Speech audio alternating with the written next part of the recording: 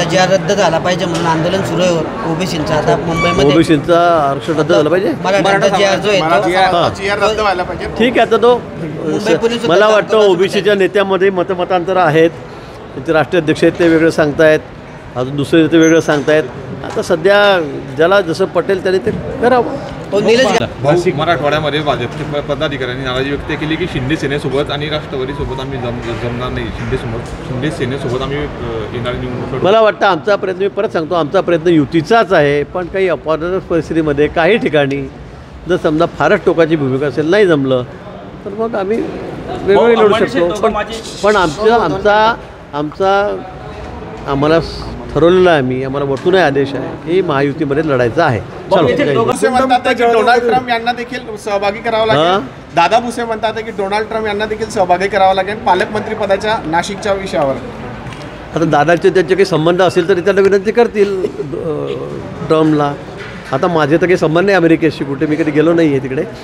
दादा भुसेचा काही संबंध असतील तर ते त्यांना विनंती करतील किंवा त्यांना सांगतील फोन करून की बाबा बोलून घ्या एकदा. नाही ट्रम्प विषयावर किंवा याच्यावर कुठली चर्चा नाही अजिबात नाही, अजिबात. उपस्थित केलेला आहे की हे चुकीचा निर्णय सगळा जो आहे पाप एक प्रकारचं की कबूतर खाण्याचं जे राजकारण होतं याच्यामध्ये सरकार मिली बघत आहे असं त्यांनी म्हटलेलं आहे. नाही, त्यात राजकारणाचा कुठलाही विषय नाही. काही निर्णय आलेले आहेत संशोधनांती किंवा यामुळे कुठल्या आरोग्याला धोका आहे, भीती आहे, श्वसनाचे त्रास होत आहेत आणि त्यामुळे महापालिकेने घेतलेला निर्णय हा विषय महापालिके क्षेत्रातला आहे आणि म्हणून हेच कबूतरखाने बाहेर करावेत. अगदी मध्यवर्ती ठिकाणी, दादरसारख्या ठिकाणी, चौपाटीवर जिथे खूप लहान मुलं खेळतात, लोक येतात राहतात, या ठिकाणी न करता ठीक आहे मुद्दा दाखवली पाहिजे, केली पाहिजे. पण हे स्थळ जे आहे कबूतरखाने हे बाहेर जर हलवले तर अधिक बरं राहील असं आमच्या त्या ठिकाणी म्हणणं आहे. निलेश गायवळते सपकाळचे काँग्रेसचे त्यांनी म्हटलं की गोडसेने जशी गांधीजींची हत्या केली त्याच पद्धतीने जे आहेत देवेंद्र फडणवीस ही शांत डोक्याने समाजामध्ये जातीमध्ये भांडणं लावत आहेत. काय बोलावं त्यांच्याबद्दल मी? काँग्रेसच्या अध्यक्षाबद्दल काय बोलावं? का बालिश स्टेटमेंट नेहमी ते करत असतात. तर कसे काँग्रेसच्या अध्यक्षाला कुठून झाले तर मला अजून कळत नाही आहे खरं म्हणजे. आता सगळं त्यांच्याकडे सगळे चारी दिशेला चारीची तोंड आहेत. सगळे नेते म्हणजे वडट्टीवार काय बोलतील, आमचे नानासाहेब काय बोलतील, हे साहेब अध्यक्ष आहेत हे काय बोलतील. कोणाचंच तोंड कोणाच्या एकाच्या दिशेने नाही आहे. वाटेल ते तोंडात येईल ते बोलतात, वाटेल तसं म्हणजे सगळे भरकटलेलं ज्याच्यासारखी अवस्था काँग्रेसची झालेली आहे. मला वाटतं काल चोपड्यात वादग्रस्त वक्तव्य केलं आहे बाबासाहेब पाटलांनी की शेतकरी उपस्थित होते. आजच्या कार्यक्रमाला जिल्ह्यातले तिघही मंत्री उपस्थित होते. मात्र केंद्रीय मंत्री जे आहेत रक्षा खडसे यांना डावलण्यात आलेलं आहे. बॅनरवर असेल किंवा पत्रिकेत त्यांचं कुठे नाव उल्लेख नसल्याचं पाहायला मिळतं. त्यामध्ये दिल्लीत असताना त्यांच्या नावाचा उल्लेख नाही. त्या केंद्रात असतात मात्र भाजपच्या नेत्या त्यांचं कुठेही नाव उल्लेख नाही बॅनरमध्ये किंवा पत्रिकेत नाही. तर मला कळालं की त्यांच्याकडे वेळ घ्यायला गेले होते पण त्यांनी सांगितलं की मी आज या ठिकाणी नाही आहे, मी कार्यक्रमाला येऊ शकणार नाही. मी विचारलं, आपण तो प्रश्न विचारला, पत्रिकेबाहेरचा विचारलं तर त्यांनी सांगितलं की मी आज येऊ शकणार नाही, मी बाहेरगावी आहे. त्यामुळे मग त्यांचं नाव घेतलं. प्रोटोकॉलनुसार त्यांचं नाव उपस्थित असणं गरजेचं आहे. हे हा काही सरकारी कार्यक्रम नाही आहे, हा काही गव्हर्नमेंटचा कार्यक्रम नाही आहे. एक तर त्यांनी स्वनिधीतून बिल्डिंग बांधलेली आहे. ते त्यांना विनंती करायला गेले होते. मी त्यांना विचारलं कोण कोण येणार काय, पण फक्त म्हणजे रक्षाताईंनी नकार दिला की त्या दिवशी मी इथे नाही आहे म्हणून रक्षात इथे नाही आहे. आता मी नसतो तर माझं नाव नसतं, मी नाही सांगितलं असतं तर सारी गोष्ट.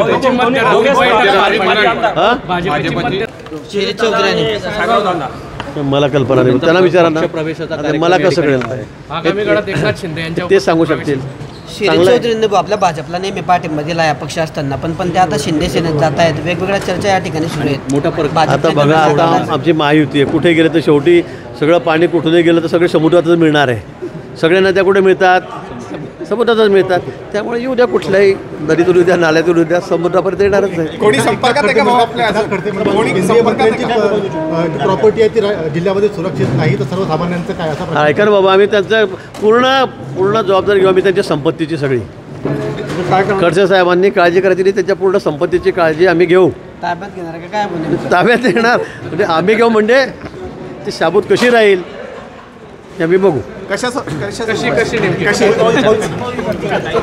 गायवळचं जे अतिक्रमण ते पाडलं जाणार आहे तर सचिन गायवळ जे आहे त्याच्यावर मोक्का अंतर्गत कारवाई केली जाणार आहे. हे बघा, जे गुन्हेगार आहेत, गुंड आहेत, त्यांच्यावर आता कारवाई झालीच पाहिजे. आणि आपण बघताय राज्यामध्ये आता देवेंद्रजींनी मी तर म्हणेल तिसरा डोळा उघडलेला आहे. तर त्या ठिकाणी जे गुंडगिरी चालली आहे, दहशत चाललेली आहे, कुठे महिलांची छेडखाणी होते, कुठे बलात्कार होत आहेत, कुठे खून होत आहेत, जे असेल आतापर्यंत त्या सगळ्या गोष्टींना आता बिलकुल कंट्रोल करण्याचं काम माननीय गृहमंत्री करत आहेत. पोलिसांना सक्त आदेश त्यांनी त्या ठिकाणी दिले आहेत. म्हणजे घायवळ असो का पायवळ असो, जे असतील गुन्हेगार त्यांच्यावर निश्चित कारवाई होईल. नाशिकला आपण बघतायत, नाशिकला तर इतकी धुलाई मोहीम आम्ही त्या ठिकाणी हाती घेतलेली आहे की अगदी गुंडगिरी मुक्त करण्याचा संकल्प आम्ही केला आहे. गुंडमुक्त नाशिक हा संकल्प आम्ही त्या ठिकाणी केलेला आहे. आणि गेल्या आठवड्याभरापासून नाशिककर बघतायत, मग कुठला पक्ष आहे, कुठल्या याचा समाज आहे, कुठला धर्म आहे, हा कुठेही पाहिला जाणार नाही. आणि म्हणून अतिशय सक्त कारवाई नाशिक शहरामध्ये, नाशिक जिल्ह्यामध्ये या ठिकाणी सुरू केलेली आहे. तीच पुण्यामध्येही आहे, मुंबईतही आहे. मला वाटतं हे कार्यवाही होत असताना कोण कुठल्या पक्षाचा आहे, कोणाला कोणाचा आशीर्वाद आहे, कोणाला वरद असतं आहे, हे बघितलं जाणार नाही. दादा थोडंसं खाली करणं दिसेल असं. हां सर. भाऊ, या ठिकाणी विविध फॅकल्टीच्या इमारतींचे असतील किंवा फॅकल्टीचं असतील याचं उद्घाटन झालेलं आहे, काय सांगा? खानदेश शिक्षण संस्था प्रताप शेठ जे अंबानीचं एक वैभव होतं की काळी त्यांनी काढलेली संस्था 75 वर्ष, जवळपास 115 वर्ष या संस्थेला तसे झालेत. स्वातंत्र्याच्या पूर्वीच्या काळामध्ये ही संस्था या ठिकाणी निघाली, नावारूपाला आली. आमच्या जळगाव जिल्ह्यातील सगळ्यात मोठी ही अशी शिक्षण संस्था. आणि त्या शिक्षण संस्थेमध्ये आज विविध इमारतींचं या ठिकाणी उद्घाटन होतं. नवीन नवीन कोर्सेस त्यांनी आणलेले आहेत, त्यांचं उद्घाटन या ठिकाणी झालेलं आहे. आणि मला वाटतं की साने गुरुजीच्या पथस्पर्शाने पुरी झालेली भूमी आहे. आणि म्हणून या ठिकाणी शिक्षण एक दर्जेदार या ठिकाणी दिलं जातं. इथलं नावलौकिक या संस्थेचा खूप वर्षापासून, मी शालेय जीवनात होतो तेव्हापासून मी बघतो आहे. मी अनेक वेळेला या ग्राउंडवर खेळलेलो आहे, स्पर्धेत आलेलो आहे आमच्या जामनेर कॉलेजकडून, जळगाव कॉलेजकडून. आणि एक वेगळा नावलौकिक असलेली ही संस्था आहे. आणि अजूनही मला वाटतं की जी दिवसेंदिवस ती वृद्धिंगत होते, ती वाढते आहे. नवीन नवीन कोर्स त्या ठिकाणी येत आहेत. जवळपास 16,000 विद्यार्थी या शिक्षण संस्थेमध्ये शिक्षण घेत आहेत. आणि म्हणून आज या कार्यक्रमाला येताना मला विशेष आनंद या ठिकाणी झालेला आहे. कर्जमाफीचा नाद लावू नका. कर्जमाफीचा नाद लागला आहे. मला वाटतं त्यांनी त्याबद्दल दिलगिरी व्यक्त केलेली आहे. मला जे समजलं ते मला माहीत नाही. मी रात्री 2 वाजता धुळ्याला आलो, नाशिकहून सकाळी इथे आलो. पण मला असं वाटतं की त्यांनी अवधानाने त्यांच्याकडून बोललं गेलेलं आहे. त्यांचा म्हणण्याचा अर्थ तसा नव्हता. आणि पण त्यांनी त्याबद्दल दिलगिरी व्यक्त केलेली आहे. त्यांनी थेट म्हटलं की आम्ही निवडणुकीत काही आश्वासनं देतो, तुम्ही विचार केला पाहिजे. नाही, मला वाटतं असं बोलता का म्हणे, आम्ही जी आश्वासनं दिली ती सगळी पूर्ण करतो आहोत. आम्ही अगदी लाडक्या बहिणीपासून अनेक जणं खूप ओरडलेत की आता फक्त निवडणुकीपुरतं आहे. आम्ही शेतकऱ्यांनासुद्धा 12,000 रुपये वर्षाला देतो आहे. आम्ही लाडक्या बहिणींनासुद्धा सगळ्या योजनेचा लाभ देतो आहे. आम्ही स्वस्त धान्य दुकानावर मोफत धान्य गरीब लोकांना त्या ठिकाणी देतो आहे. एसटीचं अर्ध तिकीट महिलांसाठी आहे, ती योजना आमची चालू आहे. आमची एकही योजना बंद झाली ते तुम्ही आम्हाला सांगा. त्यामुळे मला असं वाटतं की ते का बोलले मला कळालं नाही. अनाधावनाने बोलले असतील. एखाद्याने गावात नदी मागितली तरी आम्ही देऊ असं आश्वासन देतो निवडणुकीपूर्वी, कारण आम्हाला जिंकायचं असतं. नाही, मला त्या बाबतीमध्ये काही फार बोलता येणार नाही. पण असं कुठल्याही नेत्याने किंवा मंत्र्याने किंवा आमदार कोणी लोकप्रतिनिधी असेल, मला वाटतं असं बोलताच कामा नाही. त्यांना धावनाने का बोलले, कशासाठी बोलले हे मला माहीत नाही. काय गमतीत बोलले मला कल्पना नाही. पण मला वाटतं असं बोलू नये. आपल्याला जे शक्य आहे, तुम्ही बघितलं असेल, मी 35 वर्ष 40 वर्षाला निवडून येतो आहे. पण असं अंतर आम्ही कधी बोलत नाही. जे शक्य आपल्याला तेच आम्ही बोलतो. आणि जे आम्हाला पूर्ण करता येण्यासारखं आहे त्याचंच वचन आम्ही देतो. राष्ट्रवादी मोर्चाचं आयोजन करण्यात आलं. त्यांचं कामच आहे सध्या उद्धवजींचं, कारण ते विरोधी पक्षामध्ये आहेत. कोणता मोर्चा काढला त्यांनी? अंबरडा म्हणजे काय? हुरडा होता तिकडे. अंबरडा फोडायचं. अच्छा, जनावरांसारखा अंबरडा फोडायचा. चालेल, तर त्यांना तेच काम आता योग्य आहे मला असं वाटतं. कारण आता त्यांना कोणी थारा देणार नाही. त्यांनी जेव्हापासून माननीय स्वर्गीय बाळासाहेब ठाकरेंचे विचार सोडले तेव्हापासून त्यांच्या नशिबामध्ये मला वाटतं अंबरडाच आहे. संजय राऊतांनी आज म्हटलेलं आहे की सर्वपक्षीय नेते मुख्य निवडणूक आयुक्तांना भेटणार आहेत. भाजपच्या देवेंद्र फडणवीसांनी देखील यामध्ये सहभागी व्हावं असं त्यांनी म्हटलं. कशासाठी? 14 तारखेला आपली मतं भूमिका मांडायची या संदर्भामध्ये. नाही, तुमची भूमिका तुम्ही मांडा ना. तुमचं भूमिका म्हणजे तुमचं रडगाणच असतं. जिंकले तरी पण ओरडणार, हारले तरी ओरडणार. त्यांच्या भूमिका कुठे त्यांची?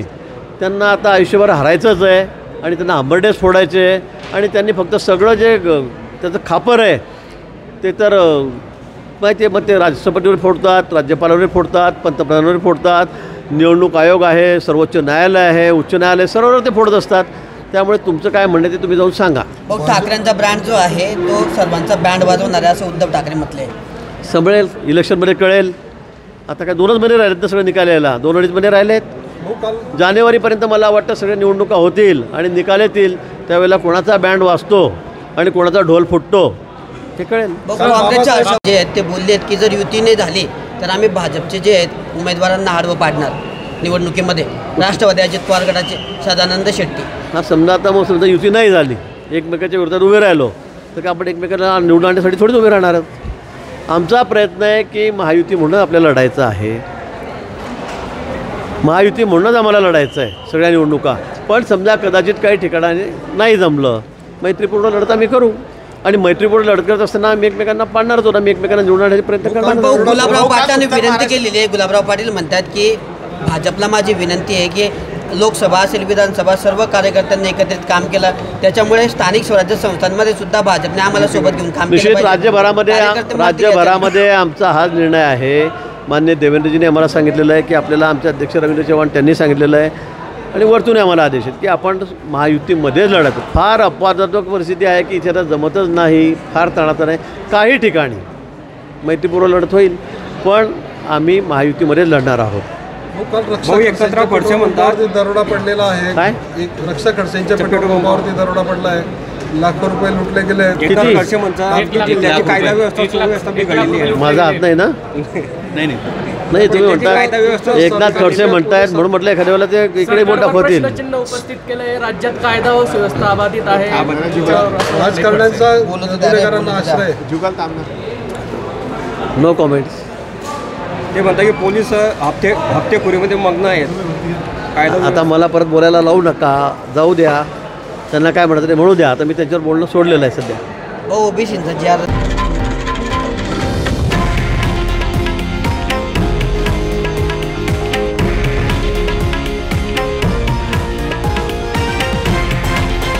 हे आहे देशातील नंबर 1 न्यूज नेटवर्क आणि आपण पाहत आहात TV9 मराठी, एकमेव.